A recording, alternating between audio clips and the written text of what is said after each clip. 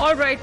Before the Parliament convened, there has been a meeting, we are told, that was being held on part of the Congress MPs. As far as in the Lok Sabha, they have gathered before as far as this bill being tabled. And Rahul Gandhi was seen at the head of this table that was taking place as far as the meeting that is now concerned. Before this bill is even tabled in Parliament. We have Nyamika with us right now. Nyamika, it seems that the strategy on part of the Congress would be, of course, being in the opposition to oppose. But here seems to be exactly what could be the next possible move when it comes to tabling of the bill is concerned. What are we hearing as far as this meeting taking place before today's session?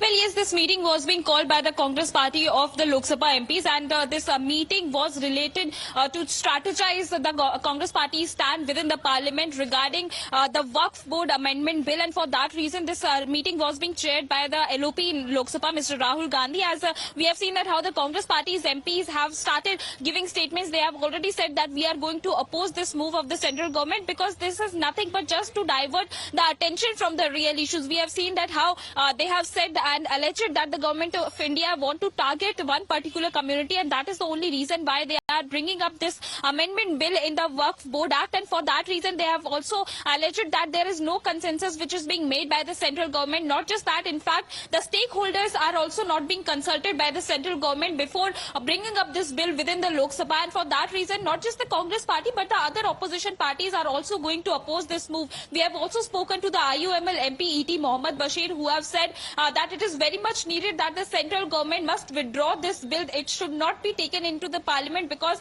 it it will be like opening the floodgates. It is a cruel bill which is being taken up by the BJP government, and that should not be allowed to be bring in within the parliament. And that is the only reason why we will be seeing that how the India bloc. All right, we'll see how the proceedings takes place as far as when this bill will be tabled. Nyamika, thank you for that update, because the Waqf Amendment Bill that aims at renaming as far as the Waqf Act of 1995 is concerned as the United Waqf Management Empowerment Efficiency and Development Act 1995, probably the most significant change that is being brought about. Let's in the meantime also take a look when it comes to the bill that seeks to omit section 40 of the current law regarding when it comes to the powers of the board to decide if the property is a Waqf property or not, because according to them, once a Waqf will always remain a Waqf. And it provides when it comes to arbitrary powers and broad-based composition as well when it comes to the Central Waqf Council and the State Waqf Board, and in ensuring representation when it comes to wider sections of society, including Muslim women and non-Muslim in such bodies. Let's in the meantime take a look when it comes to the persecution or this is correction, because the questions that are now being asked on part of the opposition parties and certain leaders is that their rights and their right to exercise their freedom is being snatched, the land is being snatched. Earlier decision of the tribunal shall be final. It cannot be even contested in the courts. Even in Supreme Court, the amendment that is now being brought about talks about absolute power to the Waqf that has been now omitted. Let's talk about earlier, there is no jurisdiction of the civil courts. It could not be challenged. It was final and binding as far as the decision is concerned.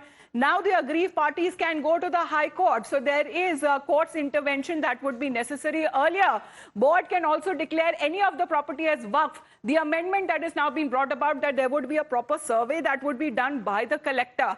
Earlier, any property used by when it comes to any purpose can be a Waqf. Amendment that is now being brought about is that the Waqf by user, the clause that allows this has now been omitted. Earlier, even the government properties could be declared as Waqf, and we have seen that happening as far as multiple land. First, that goes to the defense, then railways, and third has been when it comes to the Waqf land in the last 15 years has almost doubled. The government properties will not be deemed as Waqf anymore. This is important as far as the amendment is concerned. Earlier, only Muslim members were present in the Central Waqf Council. Now, that includes two non-Muslims, 2 LS MPs, 1 Rajya Sabha MP who has been added to the mix. And of course, when it comes to the representation of women, that has also been given. Now, the Waqf Board and for Sunni and Shia Muslims, that has also been talked about. Here, it seems that separate boards for the other communities as well, and for the Bohra community and the other communities, their representation will also be taken up. Earlier, the Waqf board shall maintain registration. Here, the amendment that is now being brought about, that it will be the Waqf that will be filing details of the properties to the central portal. So these are, when it comes to earlier, what had happened before, and the amendments that are now being brought about when it comes to reforms and revision, of course, by many in the opposition, is being opposed to. Let's also listen in how other political parties have been reacting to the said changes. Nobody is against accountability in this country. This country is made and built by very honest people. So the point I'm making is that we all need time. They've just given us the bill. Either send it to standing committee or more deliberations, or make a joint parliamentary committee. Okay.